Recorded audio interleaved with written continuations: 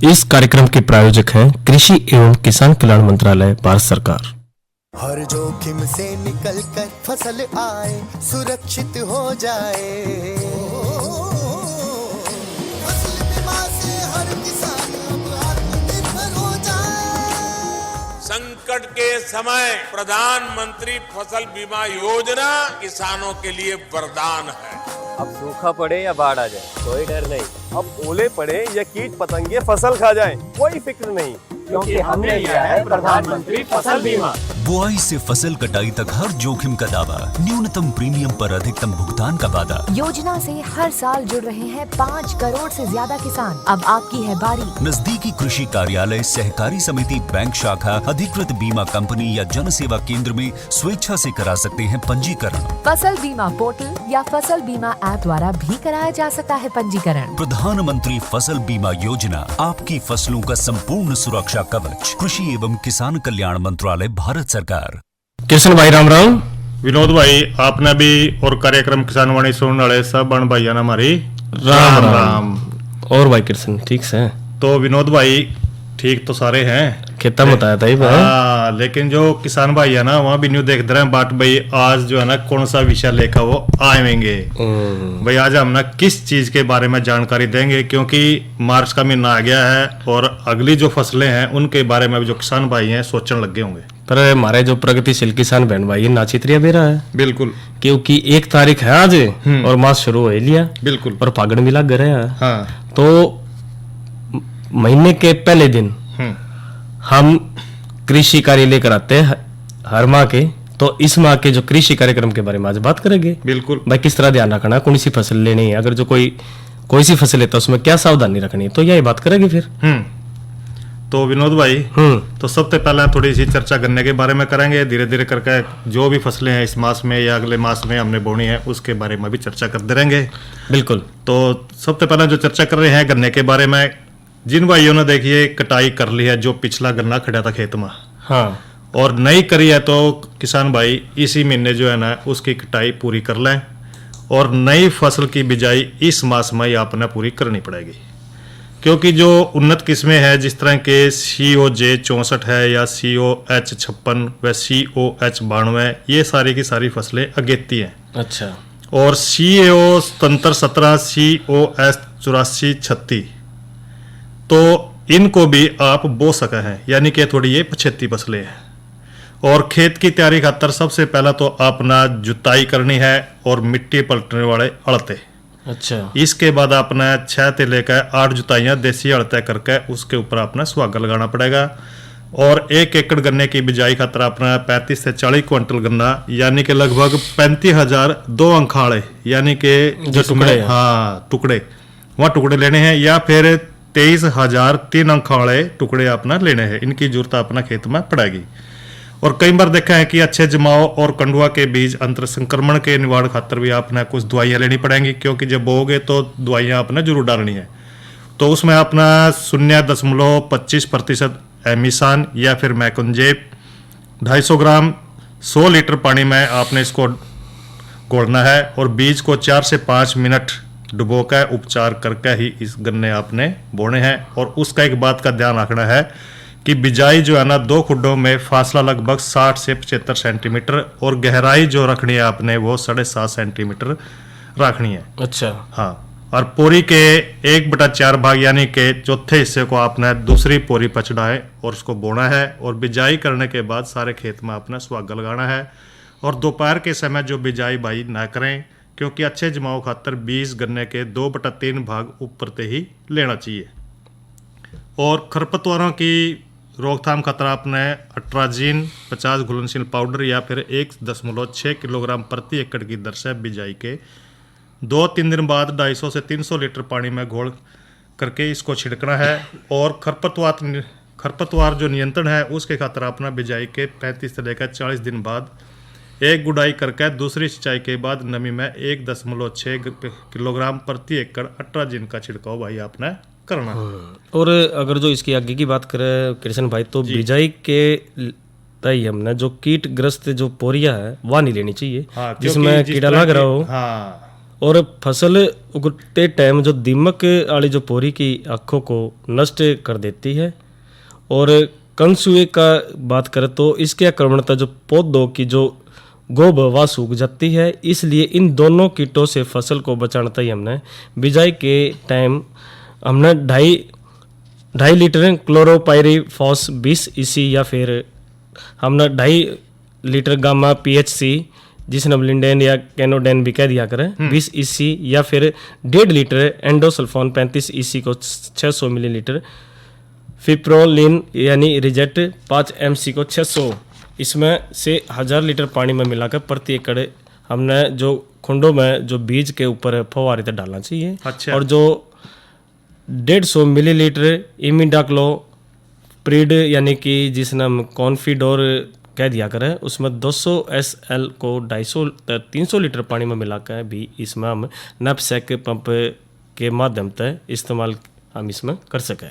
और इसी तरह विनोद भाई जिस तरह गेहूं और जौ की भी थोड़ी सी चर्चा कर दें, क्योंकि देखने में आवा है कि इस टाइम जो गेहूं की फसल है वो जो है ना निसर रही है पूरी, और उसमें जो दाने हैं जो बाल हैं उनके अंदर जो है ना दूधी अवस्था में हो गए हैं, और इनकी सिंचाई करना बड़ा जरूरी है आजकल। अगर खेत में कुछ पौधे जिस तरह के जो मूल किस्म के पौधे हैं अगर वो उनते कुछ अलग दिखाई दे तो बीज की शुद्धता खातर उसने निकाल दें, क्योंकि खुली कंगियारी से ग्रसित गेहूं की जो बाड़ियां हैं उनको देखते ही खेत में जो है ना आपने पूरा ध्यान रखना है, उनको सावधानी पूर्वक लिफाफे में ढक करके निकालना है उनको, नहीं तो खेत के बाहर ले जाकर उसको मिट्टी के जो गहरा गड्ढा खोद करके उसमें आपको उसने दबा दें, क्योंकि बाड़ियाँ निकालते टाइम जो है पौधे अधिक नहीं लेना चाहिए, इससे जो है ना फफूंदी के कारण जो है ना बिखर जाए, फिर जो है ना इसी तरह आगे फिर बीमारी की संभावना बनी रहे।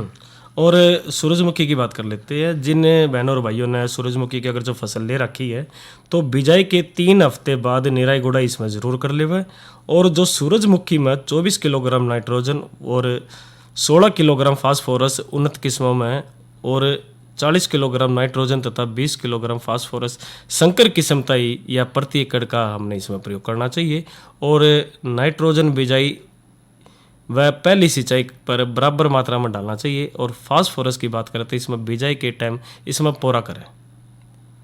और विनोद भाई इसके साथ साथ कुछ किसान भाइयों ने अपने दाल खातर कुछ चने भी बो रखे होंगे, तो उसकी भी थोड़ी देख रेख करनी जरूरी है। अगर भाई बारिश न आई है, अगर बारिश आ जाए तो विनोद भाई उसमें पानी देने की जरूरत नहीं पड़ती, लेकिन जो बारिश नहीं आई उसके बाद में अपने चने के फल में जो आ जाएंगे वो कहेगा ना टाट, अगर टाट आ जाए उसमें फल आ जाए इसके बाद अपना सिंचाई करनी है।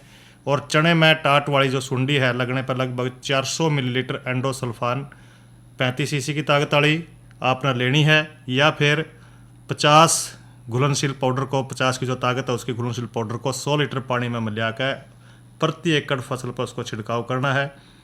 या फिर भाई 10 किलोग्राम एंडोसल्फान 4% लेकर के उसको आपने 1.5% धूड़ा प्रति एकड़ से उसने धूड़ा करना है, और 1 मीटर लंबे खूड में उस तरह एक सुंडी मिले तभी कीटनाशक आपने छिड़कना है। और बरसम या फिर लोसन की बात कर देते हैं। जिन बहनों और भाइयों ने बरसम की फसल अगर जो ले रहे तो चारे के लिए टाइम पर इन फसलों की कटाई करते रहे, और प्रत्येक कटाई के बाद फसल को ये पानी ज़रूर देना चाहिए, इस चीज़ का हमें ध्यान रखना चाहिए।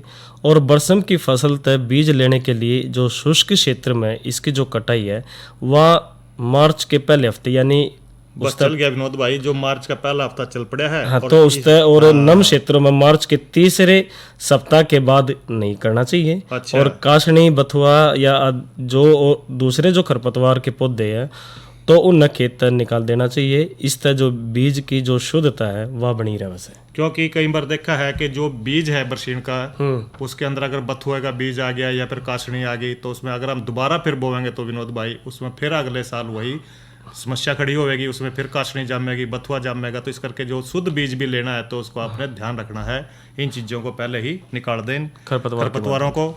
और थोड़ी सी अरहर के बारे में बात कर लें तो मार्च से जो है ना अरहर की बिजाई कर सकें भाई, यानी कि इस महीना हम अरहर की बिजाई कर लें। और जहाँ पर सिंचाई की सुविधा है तो वहाँ पर अरहर की जो किस्म लेनी है आपने वो लेनी है T21 मानक या फिर UPAS 120 पर लें। और शुद्ध फसल में पंक्ति ते पंक्ति यानी कि कतार ते कतार का फैसला 40 सेंटीमीटर। अगर आपने 2 फसलें इकट्ठी लेनी है तो 20 50 सेंटीमीटर रखना है उनका बीच में फासला, और बीच में एक पंक्ति मूंग की भी लेनी, लाभदायक आपके लिए वो अच्छी रहेगी।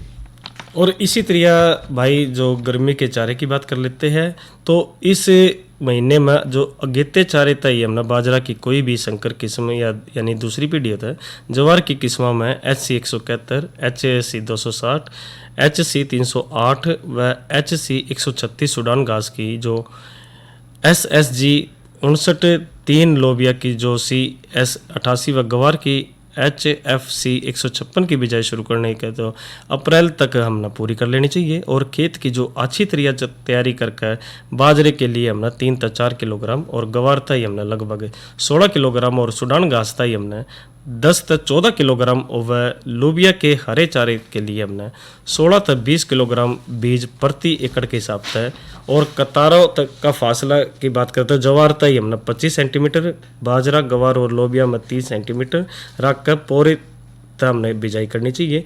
और बाजरा जवार और सूडान घास की बिजाई के टाइम 80 किलोग्राम यूरिया प्रति एकड़ के हिसाब से हमने इसमें डालना चाहिए।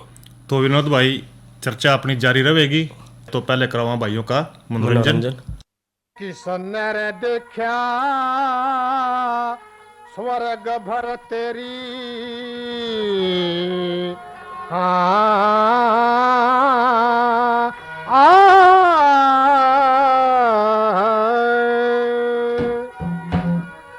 हे रया पामरे बना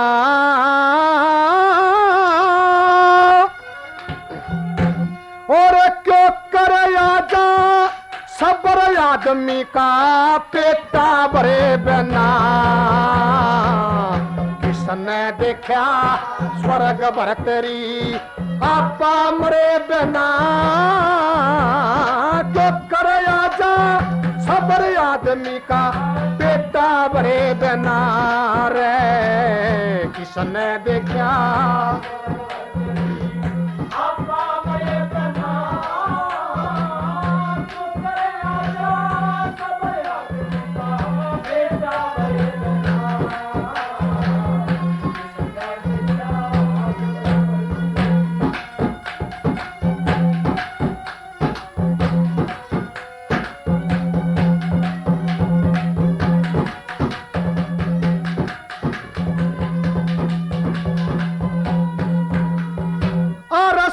समझ के देख आदमी की मोती बरेगी आब, वो घर तेरे बसते कोन्या भोजन के गलत हिसाब। तेरी महारानी के नाम के मने आवे रोज खवाब, तेरी बहू ना मानती तेरी इतनी सी बिदाब। पिंगला की के ताब लड़े रे, पिंगला की के ताब लड़े तेरे सर पर धरे बिना, तो करे आजा सबर आदमी का बेटा भरे बिना रे। किसने देखा स्वर्ग भर तेरी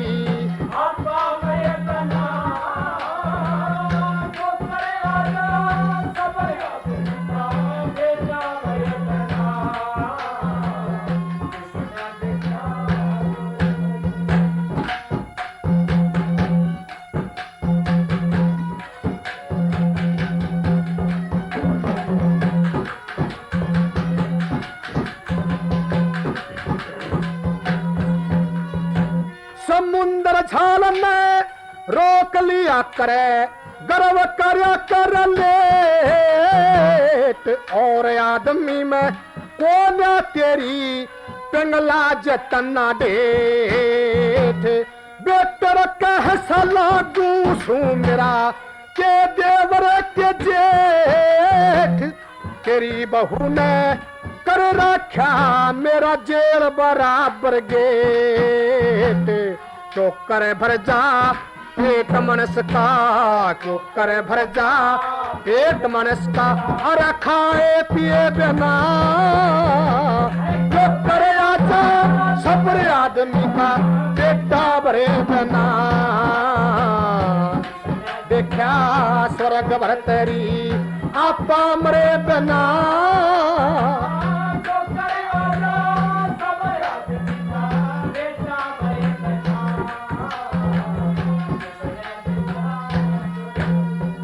तेरी ऊंची हाथ चौराहे पे तेरा फीका सा पकवान अक्लमंद ने जरा सा इशारा यूं से मेरा बयान के गरले कनाड़ काट ले तेरे हाथ में जान महल के भीतर पादर ते सो गाड़ बके बेईमान क्यों कर बजे तान मनस की क्यों कर बजे तान मनस की हर हंडे फरे बिना क्यों कर आजा सबर आदमी का बेटा बरे बिना रे जिसने देखा स्वर्ग भर तेरी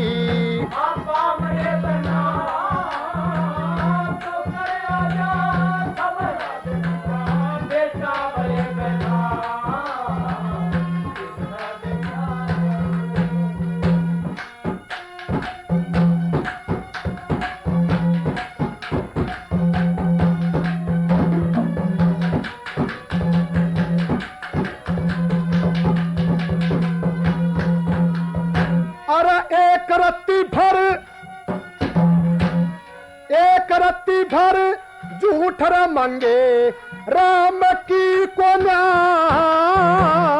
देख लई तेरी पिंगला दुआ सलाम की कोना मारी तेरी ते इज्जत के इस गाम की कोना गुण का प्यारा होया कर से अरे चाम का कोन्या घोड़ी वीर काम की कोन्या वीर काम की कोन्या अरे घर में घरे बना जो करे आजा सब्र आदमी का बेटा बरे बना रे किसने देखा स्वर्ग भर तेरी आपा मरे बना जो करे आजा सब्र आदमी का बेटा बरे बना रे देखा स्वर्ग भर तेरी।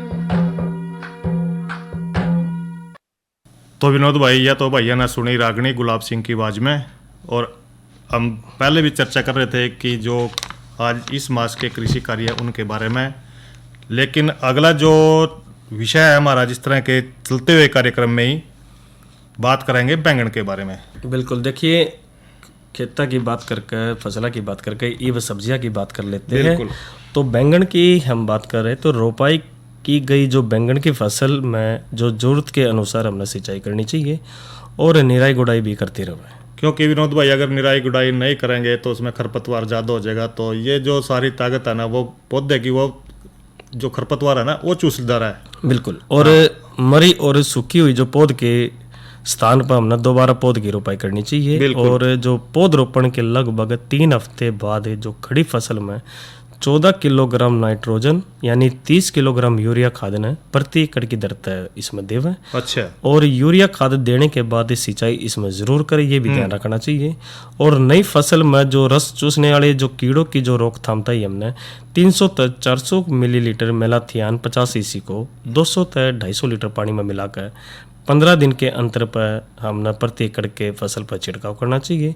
और जो टहनियों के जो कीट ग्रस्त जो भाग को उसने तोड़कर हमने उसको नष्ट कर देना चाहिए।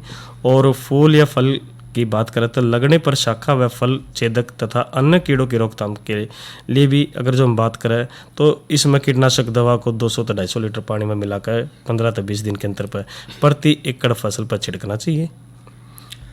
और विनोद भाई इसके साथ साथ अगर आप हम मिर्च के बारे में कर ले, क्योंकि आजकल जो है ना मिर्च की प्योद भी देखो बाजार में आ रही है, और कुछ किसान भाइयों तो मिर्च लगा भी दी होगी, कुछ लगाने की तैयारी में है। बिल्कुल। तो इस तरह जो गर्मी की जो ऋतु आवेगी उसमें फसल की रोपाई यदि फरवरी महीने में की है तो उसके लगभग 3 सप्ताह के बाद 8 किलोग्राम नाइट्रोजन जो कि 18 किलोग्राम यूरिया खाद मिलेगी हमने प्रति एकड़ की दर तय दे दें भाई।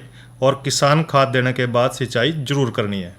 और फसल की निराई गुड़ाई करते रहें और उचित टाइम पर भाई सिंचाई करें, ध्यान रखें उसमें नमी थोड़ी बनी रहे। और मिर्च की जो फसल है उसको विषाणु रोग से बचा कर रखना है, यानी कि कुछ कीड़ों से भी बचा कर रखना है। अगर मिर्च के ऊपर कोई बीमारी आ जाती है तो भाई 400 मिलीलीटर मेलाथियान 50 सीसी को 250 लीटर पानी में मिला कर 10 से 15 दिन के अंतर पर 1 एकड़ में जो लगी फसल है उसके ऊपर अपना छिड़काव करना है। और पत्ता गोभी और गांठ गोभी की थोड़ी सी चर्चा कर लें तो आवश्यकता के अनुसार इसमें सिंचाई करते रहें और इस महीने के अंत तक लगभग सारे के सारे जो फूल है गांठों की भाई कटाई कर लें। और हमने भाई कृष्ण भाई जिन बहनों और भाइयों ने प्याज और लहसुन उगा रखी है, अच्छा, तो प्याज की फसल में जो थ्रिप्स जिसने हम चुरोड़ा कह दिया करें, हाँ। उसका आक्रमण होता है 300 मिलीलीटर मेलाथियान 50 सीसी या फिर 375 मिलीलीटर एंडोसल्फान 35 सीसी या फिर 75 मिलीलीटर फेनवरलेट 20 ईसी या 175 मिलीलीटर डेल्टा मैथ्रीन 2.8 ईसी या 60 मिलीलीटर साइप्रमेथ्रिन 25 ईसी यानी जो भी हमने मिला इसको 200 से 250 लीटर पानी में मिलाकर प्रति एकड़ की दर से इसमें छिड़काव करें। और अच्छा। इसके साथ कोई चिपचिपाहट लाने वाला जो पदार्थ भी मिला दे जिस तरह की घोल अच्छी तरह पौधों पर इसमें चिपक जावे। यानी कि विनोद भाई आपने कहना चाहो कि जिस तरह के गुड़ तो मिला दे थोड़ा सा, तो इससे गुड़ मिलाने से जो है ना जो दवाई होगी उसके ऊपर वो छिड़काव करेंगे उसको मिलाकर तो वो उसके ऊपर लगे रहेगा और इससे जो है ना जो भी बीमारी है उसके ऊपर लगने की संभावना कम रहेगा। फिर और अगर जो मूली बो रखी है तो गर्मी में मूली की बिजाई की जा सके है, तो इस टाइम केवल जो पूसा चित की किस्म का ही हम प्रयोग में ला सके है। और बढ़िया रहा होगा कि जो दोमट माटी से उसमें छोटी छोटी जो डोलियाँ पाई इसकी बिजाई करे, डोलियों पर 30 से 45 सेंटीमीटर की दूरी रखनी इसमें जरूरी से। अच्छा। और विनोद भाई देखिए आजकल कुछ तो लोग अपने घर में भी भाई भिंडी लगाने की पूरी कोशिश कर रहे हैं कि छोटी मोटी क्यारियां में भिंडी लगा लें, या भाई कई छत के ऊपर भी बागवानी कर सके हैं, पौधे लगा सके हैं, भिंडी बो सके हैं, कुछ भी मिल जाए, चाहे कोई खाली पेटी है या कोई और बर्तन है उसके अंदर भी भाई भिंडी के पौधे अपने छत के ऊपर उगा सकें। तो इसी तरह अगर भिंडी की बिजाई इस महीने में भी करी जा सका है, यानी कि यू महीना भी भाई भिंडी की बिजाई खातर बहुत बढ़िया है विनोद भाई। और पूसा सावणी या फिर हिसार उन्नत और वर्षा उपहार किस्म का बीज प्रयोग में लें भाई। 1 एकड़ के खातर अपना 16 से लेकर 18 किलोग्राम बीज की जरूरत पड़ेगी। और जड़ गलन से आपने बचा कर रखना है कि बोने से पहला बीज को कार्बेंडाजिम नामक जो फफूंद है इसके नाशक खातर अपना दवा से उपचारित करना पड़ेगा। और भिंडी की बिजाई फरवरी में तो करनी जरूरी थी, लेकिन जो भाई रह गए हैं अब भी कर सके हैं। जिन्होंने फरवरी माह में भिंडी की बिजाई कर रखी है तो फसल की उचित सिंचाई और निराई गुड़ाई करते रहें। लगभग 30 किलोग्राम यूरिया खाद जो कि 14 किलोग्राम नाइट्रोजन के बराबर मिलेगा हमने। और प्रति एकड़ की दर से भाई बिजाई के लगभग 1 महीने के बाद दें। और किसान खाद देने के बाद सिंचाई करना बड़ा जरूरी है विनोद भाई। और अगर कोई बीमारी आ जाए तो इसके अंदर 400 से 500 मिलीलीटर मेलाथियान 50 सीसी लें, या फिर 400 से लेकर 500 ग्राम कार्बेरिल 50 WP को 250 से 300 लीटर पानी में मिलाकर प्रति एकड़ के हिसाब से आपने उसमें छिड़काव करना है। तो भाई कृष्ण भाई ये तो सब्जियां की बात कर रही है, चलते चलते एक बार फला की भी बात कर रही है। बिल्कुल विनोद भाई, फल भी देखो जरूरी और है। जिन्होंने संतरा माल्टा या नींबू की जो फसल ले रखी है, अगर ईब तक सदाबहार और पतझड़ के फलदार नए पौधे नहीं लगाए होते हैं वो दूसरे हफ्ता तक इस महीने में मिट्टी के साथ लगा सकते हैं। और लगाए गए पौधा में जो हल्की सिंचाई भी जरूर करे, ये भी ध्यान रखे। अगर हो सके तो हर सिंचाई के बाद निराई गुड़ाई भी करें ताकि जो घास फूस ना होने पाए। और बड़े पौधा में भी सिंचाई जरूर करनी चाहिए ताकि पानी की कमी तक फूल फल ना झड़े। और जट्टी खट्टी के जो पौधे की टी तरीके तक प्योद तैयार करें। अगर नए पौधे में जस्ते व कॉपर की कमी दिखाई देती है तो 500 gram zinc sulphate, 2 kilogram copper sulphate और 1 से 2 किलोग्राम यूरिया ने 100 लीटर पानी में मिलाकर पौधे पर हमने छिड़काव करना चाहिए। अगर जो तेला पत्ती सुरंगी कीड़ा या फिर सफ़ेद मक्खी का आक्रमण हमने दिखा तो इसमें 750 मिलीलीटर मेटासिस्कोस 25 ईसी या फिर 625 मिलीलीटर रोगोर 30 ईसी या फिर 500 मिलीलीटर मोनोक्रोटोफॉस 36 SL को 500 लीटर पानी में मिलाकर हमने प्रति एकड़ के हिसाब से इसमें छिड़काव करना चाहिए। विनोद भाई देखिए आजकल अंगूर की बेल भी थोड़ा फुटाव करने लग रही है, इसके बारे में थोड़ी जानकारी दे किसान भाइयों को, क्योंकि पिछले साल लगाई गई जो नई बेल है उनकी सिंचाई भाई अच्छी तरह से कर लें। बेलों में थोड़ी सी जो है 2 खाद हैं, जिस तरह 25 से 30 ग्राम यूरिया खाद प्रति पेड़ आपने डालनी है और सिंचाई भी महीने में कम से कम 3-4 बार जरूर करें। और पुरानी बेलों में सिंचाई 2 बार जरूर करनी है किसान भाइयों। और इस महीने में आखिरी सप्ताह तक सिंचाई करना बड़ा जरूरी है, क्योंकि जो बेलों की जो जाड़ पाए जो है ना सिधाई ठीक ढंग से कर लें। और अंगूर का जो चूड़ा, जो भूरे रंग के पत्ते लंबे कीट हो जाए हैं तो पत्तों से जो है ना वो रस चूसता रहा है। अगर अंगूर की बेल में जो चूड़ा रोग आ जाए तो इसका भी ध्यान रखना है। इसके आक्रमण से जो पत्ते हैं वो लाल पड़ जाए विनोद भाई और सूख जाए हैं। और इसकी रोकथाम खातर आपने 50 मिलीलीटर मेलाथियन 50 सीसी की लें, या फिर 750 मिलीलीटर एंडोसल्फान 35 सीसी की लेकर 250 मिलीलीटर फेनोवलरेट 20 सीसी को 500 लीटर पानी में घोल कर प्रति एकड़ के हिसाब से भाई आपने छिड़काव करना है। और आम की भी बात कर लेते हैं कि आम के जो पौधों में सिंचाई 8 से 10 दिन के अंतर पर जरूर करें। और इस तरह जो नए फल बने हैं वो कम झड़ेंगे। अगर पिछले महीने उर्वरक न डाले होता है वो इस महीने के पहले हफ्ता तक वो जरूर डालकर सिंचाई इसमें करें। तो ये तो चर्चा करी हमने इस महीने के कृषि कार्यों के बारे में। अरे अरे अरे क्या कर रहा है? इधर इधर इधर हम बोल रहे हैं तेरे बीजू का। उतला बोल रहा है? पक्षियों से तो हम खेत को बचा लेते हैं, पर इन घातक रसायनों से कैसे बचाएं? मतलब? देख बेटा, तू जो ये अंधाधुंध रसायन मिलाता है ना, मिट्टी की सेहत बिगड़ने लगी है। और जब माटी ही कमजोर पड़ जाएगी तो उपज कैसे सेहतमंद होगी? अरे पहले ऐसा नहीं था। पूछना अपने बड़े बुजुर्गों से, कैसे फसल लहलहाती थी, शुद्धता झलकती थी। हाँ, माटी भी तंदुरुस्त और लोग भी। अरे अब पहली वाली बात कहाँ? पर अब तो सभी डाले हैं। सब नहीं, आज भी लाखों जागरूक किसान परंपरागत विधि से फसल उगा रहे हैं। खर्चा कम और उपज की कीमत भी बेहतर पा रहे हैं। सच है? रे बेटे, एक्सपीरियंस से बता रहे हैं, धूप में बाल सफेद नहीं किए हैं। हाँ। ठीक है भाई, मैं भी आज से जैविक खेती शुरू करूंगा। माटी से प्रेम की परंपरा है, परंपरागत खेती। तो कृष्ण भाई एक बार मौसम के बारे में भी बता देते हैं। तो आज का जो अधिकतम तापमान 27 डिग्री और न्यूनतम 13 डिग्री सेल्सियस रिकॉर्ड किया गया। और अगले 24 घंटे यानी कल के कार्यक्रम के मौसम के बारे में बात कर लेते तो कल का अधिकतम 28 डिग्री और न्यूनतम 15 डिग्री सेल्सियस रहने की इसमें संभावना है। और साथ ही अगर जो कल के कार्यक्रम की बात करें तो कल है मंगलवार और मंगलवार को हम कार्यक्रम में लेकर आकर फोन इन विषय रहेगा कृषि विभाग की किसानों के लिए मुख्य योजनाएं और विशेषज्ञ रहेंगे डॉक्टर प्रदीप मिल। इस कार्यक्रम के प्रायोजक थे कृषि एवं किसान कल्याण मंत्रालय भारत सरकार। तो विनोद भाई देखो घड़ी इजाजत नहीं दे रही है, इसके साथ ही आज का किसान वाणी कार्यक्रम यहीं पर संपूर्ण होता है। तो भाइयों से ले इजाजत। अच्छा भाइयों, राम राम।